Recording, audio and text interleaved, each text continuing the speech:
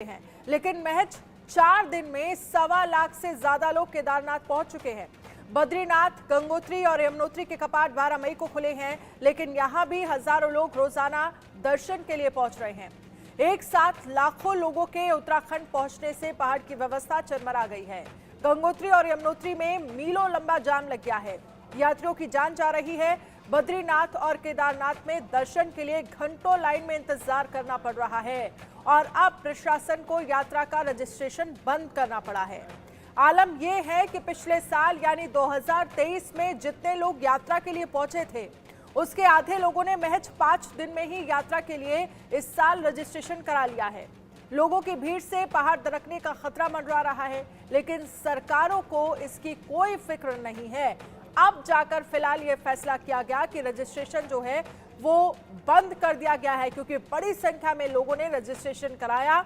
आपको याद होगा कि 2023 में भी एक बड़ा आंकड़ा था, जिसमें जितनी बड़ी संख्या में श्रद्धालु यात्रा करने के लिए, चारधाम यात्रा के दर्शन करने के लिए पहुंचे थे, उससे आधी संख्या में तो सिर्फ 5 दिनों में ही लोगों ने रजिस्ट्रेशन करा लिया और लोग वहां पर पहुंच रहे हैं।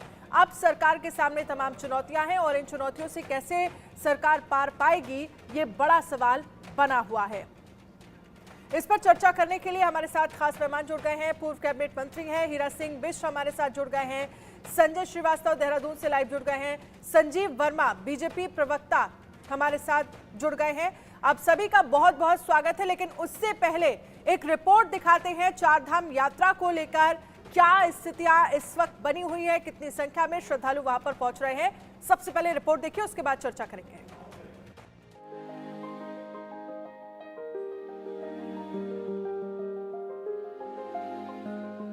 उमड़ा आस्था का सैलाब, तीर्थ यात्रियों की हालत हुई खराब।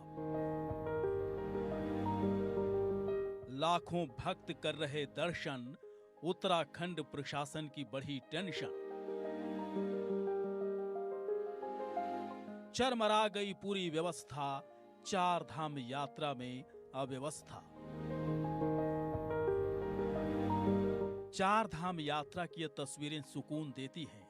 जब बाबा केदार के दर्शन होते हैं, बद्रीनाथ के दर्शन होते हैं तो दिल को अलग ही सुकून मिलता है। लेकिन इस सुकून से उलट भी कुछ तस्वीरें हैं जिन्हें देखना आज जरूरी हो गया है। इन तस्वीरों को देखिए, लंबी लंबी लाइनें लगी हुई हैं, सड़कों पर वाहनों की कतार लगी हुई है, हर तरफ अव्यवस्था का आलम है। और ये सब कुछ इसलिए क्योंकि चार धाम यात्रा करने के लिए लोगों का सैलाब उमड़ पड़ा है।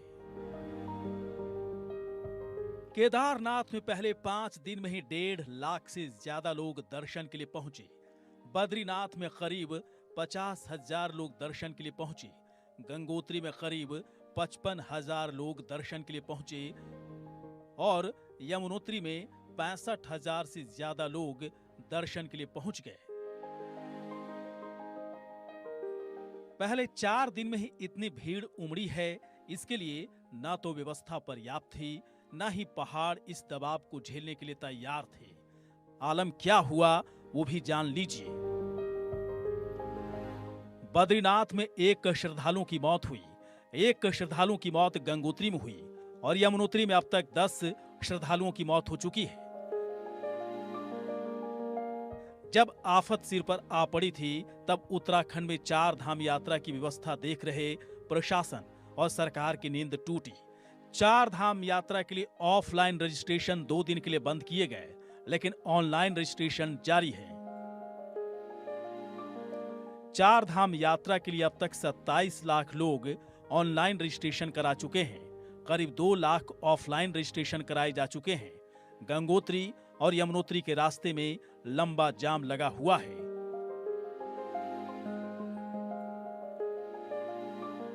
हालात इतने खराब हैं कि प्रशासन ने लोगों से अभी उत्तराखंड के चार धाम की यात्रा न करने की अपील की है। डीजीपी ने सभी राज्यों के डीजीपी को लेटर लिखकर 31 मई तक किसी वीआईपी को चार धाम यात्रा के लिए न भेजने की अपील की है। जितने भी यात्री यहाँ हमारे प्रदेश में आते हैं देवभूमि में चारधाम यात्रा के लिए, सभी हमारे सम्मानित अतिथि हैं, उनका सभी का स्वागत है। लेकिन जिस संख्या में इस साल यात्री आ रहे हैं, तो हम एक तो यही उनको अपील करना चाहेंगे कि भीड़ को देखते हुए थोड़ा सा उनको धैर्य और संयम बरतने की कोशिश करनी होगी। चार धाम यात्रा में आलम यह है कि 2023 के पहले 5 दिन के मुकाबले इस साल 1.5 गुना यात्री चार धाम यात्रा करने पहुंच चुके हैं। 2023 में 28 मई तक यमुनोत्री की यात्रा के लिए सिर्फ 12,045 यात्री पहुंचे थे, जबकि इस बार एक ही दिन में 14 मई को ही 27,000 लोग यमुनोत्री पहुंच गए। 2023 में 55 लाख लोगों ने ही दर्शन किए थे, लेकिन 2024 में यात्रा शुरू होने के 5 दिन के अंदर ही 28 लाख से ज्यादा रजिस्ट्रेशन हो चुके हैं। चार धाम यात्रा नवंबर तक चलेगी और माना जा रहा है कि इस बार 2023 के मुकाबले 1.5 गुना ज्यादा यात्री चार धाम की यात्रा करेंगे। लेकिन पहाड़ अभी से कराह रहे हैं, मेलों लंबे जाम लग रहे हैं, जिनसे निपटने का प्रशासन के पास कोई खास बंदोबस्त नहीं है। चार धाम यात्रा पर जाने से पहले रजिस्ट्रेशन जरूर कराएं, ताकि प्रशासन के पास आपकी डिटेल्स मौजूद रहें। अपनी यात्रा रजिस्ट्रेशन में मिली तारीख पर ही शुरू करें। अपने वाहन के बजाय पब्लिक ट्रांसपोर्ट का इस्तेमाल करें। अधिकारियों और पुलिस कर्मियों से संपर्क में रहें। अब भारी भीड़ उमड़ने के बाद हालात काबू में करने की कोशिशें शुरू हुई हैं और अब सीएम कह रहे हैं कि हालात कंट्रोल में आ जाएंगे। हालांकि सीएम साहब की केदारनाथ के कपाट खुलने के बाद सभी लोगों का चार धाम यात्रा पर स्वागत कर रहे थे और कह रहे थे कि चार धाम यात्रा में यात्री रिकॉर्ड बनाएंगे। सारा बंदोबस्त है और हम सभी लोगों से अपील करते हैं कि देखिए, पिछले वर्षों की तुलना में वहाँ पर यात्री अत्यधिक संख्या में दुगने यात्री वहाँ पहुँच गए हैं। धीरे धीरे यात्रा सामान्य हो रही है और सारे इंतजाम पहले से किए गए थे, लेकिन अत्यधिक संख्या हो जाने के कारण से कुछ परेशानियाँ हुई हैं। लेकिन हमारा प्रयास है जल्दी से जल्दी करें और मैं आप सबके माध्यम से यह भी कहना चाहता हूँ कि बिना रजिस्ट्रेशन के यात्रा को प्रारंभ न करें। मेरा अपील है सभी से, देशवासियों से। बहुत स्वागत करता हूँ, सबका अभिनंदन करता हूँ और बाबा ये प्रार्थना करता हूँ कि आपकी यात्रा मंगलमय हो। बाबा आपकी मनोकामना पूर्ण करें। हर प्रकार से आप जो मनोकामना लेकर यहाँ आए हैं, बाबा की तरफ से आपकी मनोकामना पूर्ण हो। आप सबका बहुत बहुत स्वागत। चार धाम यात्रा अभी शुरू हुई है, भाई दूज के पर्व तक चलेगी, इसलिए हड़बड़ी में यात्रा पर न जाएं। यात्रा पर जाने से पहले पूरी प्लानिंग कर लें। कुछ वक्त बाद यदि यात्रा पर जाएंगे तो भीड़ से भी बचेंगे और अव्यवस्था से भी।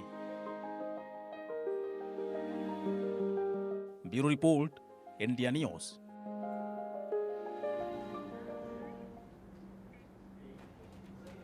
और इस पर चर्चा करने के लिए हमारे साथ खास मेहमान जुड़ गए हैं। हीरा सिंह बिष्ट, पूर्व कैबिनेट मंत्री हमारे साथ जुड़ गए हैं। संजय श्रीवास्तव देहरादून से लाइव हमारे साथ हमारे संवाददाता जुड़ गए हैं और साथ ही संजीव वर्मा, प्रवक्ता उत्तराखंड से हमारे साथ जुड़ गए हैं। संजीव वर्मा जी, सबसे पहले शुरुआत में आपसे करना चाहूंगी। एक तरफ सरकार द्वारा स्वागत किया जा रहा है कि तमाम श्रद्धालु उत्तराखंड आए, चार धाम यात्रा करें, लेकिन दूसरी तरफ अगर हम देखें तो 5 दिन में ही लगभग 1.5 लाख से ज्यादा श्रद्धालु जो हैं वो उत्तराखंड पहुंच गए हैं। ऐसे में सरकार की जो व्यवस्थाएं हैं वो थोड़ा चरमराई हुई नजर आ रही है। 12 श्रद्धालुओं की मौत हो गई है और अब कह दिया गया है रजिस्ट्रेशन बंद कर दिए गए हैं और ये कहा गया है, बाकायदा डीजीपी की तरफ से ये आग्रह किया गया है कि आप लोग अभी फिलहाल चार धाम यात्रा के लिए ना आए। क्या कहेंगे, कहाँ कोई कमी रह रही है या चूक हो गई है या अंदाजा नहीं था कि सिर्फ 5 दिन में ही इतनी बड़ी संख्या में लोग आ जाएंगे? देखिए, जिस तरह से चारधाम यात्रा में आस्था का एक सैलाब उमड़ आया है और अभी 27 लाख हमारे श्रद्धालुओं ने जो रजिस्ट्रेशन कराया है, लाखों यात्री अभी तक चारों धामों के दर्शन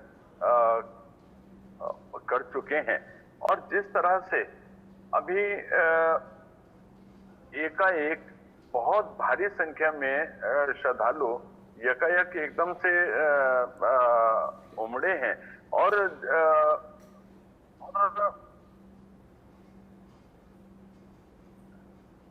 हेलो जी, आपकी आवाज आ रही है, आप अपनी बात पूरी करिए। आ रही है ना? जी बोलिए। हाँ, देखिए, अभी माननीय मुख्यमंत्री श्री पुष्कर सिंह धामी जी अपने तमाम कार्यक्रमों को स्थगित करते हुए और एक उन्होंने हाई लेवल कमेटी की एक मीटिंग बुलाई है, और जिसमें जो अभी थोड़ा सा भीड़ भाड़ थोड़ी ज्यादा हुई है, विशेष तौर से यमुनोत्री सेक्टर में और गंगोत्री सेक्टर पे दो धामों पर थोड़ी भीड़ अधिक हुई है। उस भीड़ को हम लोग कैसे बहुत शीघ्र से शीघ्र नियंत्रित कर सकते हैं, उसके ऊपर हम लोग लगातार, हमारे पूरे जितने भी अधिकारी हैं वो लगातार काम कर रहे हैं। सरकार के द्वारा लेकिन संजीव जी, क्या पहले से सरकार की तरफ से तैयारियां नहीं थी? क्योंकि आप सोचिए, सिर्फ 5 दिन में ही लगभग 27.5 लाख से ज्यादा लोगों ने रजिस्ट्रेशन करा लिया है, 1.5 लाख लोग वहां पर पहुंच गए हैं, और अगर हम 2023 का आंकड़ा देखें तो पूरे साल मतलब लगभग 6-7 महीने तक जो यात्रा चलती है, 55 लाख लोगों ने दर्शन किए हैं। तो ऐसे में बड़ी संख्या में जाहिर सी बात है लोग पहुंचेंगे। तो क्या रजिस्ट्रेशन जब कराया जा रहा था लोगों की तरफ से, पहले ही इस बात को लेकर क्या प्रशासन की तरफ से तैयारियां नहीं थी कि भीड़ बहुत ज्यादा होगी? आप देखिए, दिन दिन भर लोगों को घंटों जाम में लगना पड़ रहा है। ऐसे में सवाल ये भी है कि पहाड़ कितना मजबूत है इतना सब सहने के लिए, ये भी सवाल है। देखिए, जिस तरह से भीड़ एकदम से उमड़ी है, उसमें सबसे ज्यादा जो प्रॉब्लम अभी क्रिएट हुई है वो उन जो हमारे टैक्सी ऑपरेटर्स हैं, जो टूर ऑपरेटर्स हैं, जो बिना रजिस्ट्रेशन के एक तरह से बीच में अपनी बारी से पहले वहां पर पहुंचने का जिन्होंने प्रयास किया, उन लोगों की वजह से यकायक ये दिक्कत आन पड़ी है। और मैं सोचता हूँ बहुत ही शीघ्र से शीघ्र इस पूरी समस्या से हम लोग पार पा पाएंगे, और क्योंकि रजिस्ट्रेशन पूरी तरह से अनिवार्य कर दिया गया है, और माननीय मुख्यमंत्री जी के द्वारा 3 जो वरिष्ठ हमारे सचिव स्तर के जो IAS अधिकारी हैं, 3 जिलों में, किसी को उत्तरकाशी, किसी को रुद्रप्रयाग और किसी को चमोली डिप्यूट किया गया है, ताकि यात्रा पूरी तरह से सुव्यवस्थित रहे, सुगम रहे, और किसी भी श्रद्धालु को किसी भी प्रकार की कोई दिक्कत आना न पड़े। 237 डॉक्टर्स की टीम वहां पर डिप्लॉय की गई है। DDRF, SDRF, NDRF और जो हमारा तमाम जो जिला प्रशासन है उसको वहां पर डिप्यूट किया गया है। किसी भी श्रद्धालु को यदि कोई भी स्वास्थ्य संबंधी कोई भी दिक्कत आन पड़ती है तो उनको निकट के जो भी हमारे चल और अचल संजीव जी, एक आंकड़ा जो दावे कर रहे हैं कि बड़ी संख्या में डॉक्टर्स की टीम जो है वहां पर अपॉइंट की गई है, लेकिन आप सोचिए कि इस यात्रा के दौरान ही 12 लोगों की जान चली गई है, और सिर्फ अगर यमुनोत्री की बात करें तो 10 श्रद्धालुओं की मौत हो गई है। हीरा सिंह बिष्ट जी, आप कैसे देख रहे हैं? एक तरफ सरकार यात्रा में आने वाले श्रद्धालुओं का स्वागत कर रही है, लेकिन दूसरी तरफ आपको क्या तैयारियों में कोई कमी नजर आ रही है? क्योंकि इतनी बड़ी संख्या में लोग वहां पर पहुंच रहे हैं और घंटों घंटों दिन दिन भर लोगों को सिर्फ जाम में सड़कों पर रात या दिन बिताना पड़ रहा है, क्योंकि भीड़ इतनी ज्यादा हो गई है, इतनी व्यवस्था है नहीं, इतने होटल्स है नहीं कि लोग वहां पर आराम से रह सकते हो या फिर चीजें मुहैया हो जाए। चलिए, मैं समझ से हीरा सिंह बिष्ट जी को आवाज नहीं जा रही थी, मैं ही पूछ लेता हूँ। हीरा सिंह बिष्ट जी, हम लोग जानना चाह रहे हैं, दर्शक जानना चाह रहे हैं कि आप लोगों को क्या लग रहा है कि भारत सरकार ने पूरी तैयारियां नहीं की थी, या जो ये अव्यवस्था है उसके पीछे क्या कारण हो सकते हैं? हीरा सिंह बिष्ट जी, ये बहुत चिंता का विषय है। ये भक्त लोग, श्रद्धालु लोग हमारे चारधाम यात्रा को आ रहे हैं, उत्तराखंड के गौरव के लिए बहुत जरूरी है। तीर्थाटन के लिए यहाँ से अच्छा ऐसे पूरे हिंदुस्तान में बाहर जाता है, तो रास्ता से आ रहे, लेकिन हमको सुविधा उपलब्ध नहीं करा पा। आज तक इतना होने के बाद तो धाम उत्तराखंड के सामने अभी 60 जगह जंगलों में आग लगी, तो मुख्यमंत्री दिल्ली से भाषण दे रहे, बॉम्बे से आग बुझा बयानबाजी कर रहे। एक मंत्री छापामार जाकर हेलीकॉप्टर को पानी डालने के लिए उपयोग कर लो, वो तो प्राकृतिक बारिश होगी, गड़बड़ा पत्थर कर दो, जंगल खदकने शुरू हुए। अब वो स्थिति आज कि एक अरे मंत्री एक आदमी ड्यूटी लगा दे, मंत्री गए भी तो उनके खिलाफ नारेबाजी पहले टाइम हुआ। तो आप उनकी पीड़ा देखने जा रहे हैं, सुविधा मुहैया पहले से करानी चाहिए थी, और इसमें लापरवाही नहीं करनी चाहिए। यात्री आ रहे, हम स्वागत करते हैं, वो हमारे देवताओं का समान तरक्की करके बात करें, हमारी सभ्यता है, लेकिन हम दे नहीं पा रहे। पहले टाइम यात्री अफसर बात की बिना दर्शन वापस आ, ऐसा कभी नहीं हुआ इतिहास, ये माफ नहीं करेगा। ये देवभूमि है, आप व्यवस्था नहीं कर पा रहे। सरकार के एक मंत्री, दो कल तो मंत्री को दिखाई दे रहे, मुख्यमंत्री दिल्ली में या बॉम्बे में या क्रिकेट खेलने गए, ना हल्के में ले रहे इसको राज्य को। मैं नहीं समझता केंद्र सरकार भी गंभीर क्यों नहीं है। राज्य का मामला, डेवलपमेंट का मामला छोड़ो बात, अरे यात्री दुनिया से उनको मिले, मेडिकल केयर रुकने की, कैंप की, पानी के, बिजली के, कहीं कोई दिक्कत हो। ये भविष्य में भी हमारा एक तैयार करा रूपरेखा, वरना कौन उत्तराखंड आकर पता लगा कि वहाँ 5 यात्री तक मर गए, दवा के अभाव में, पानी के अभाव में, भीड़ में, जो भी है जिस कारण, तो अच्छा संदेश नहीं जा रहा हमारा।